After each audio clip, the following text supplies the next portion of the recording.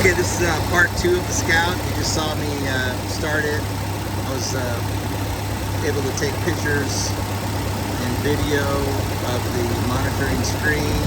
It's now running.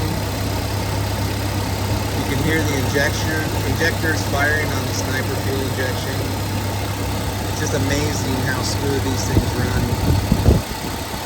with this fuel injection setup. I would highly recommend it to anybody. See if I can move back to the exhaust. You can see the exhaust. I don't know if you can hear that or not, guys. But so it's still on its fast idle since we just started it up, but hopefully you guys can hear that.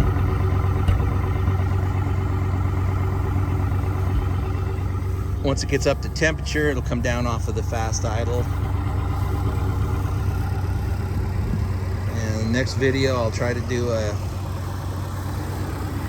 driving video for you guys so you see how this thing runs. But you need to see how smooth this thing operates.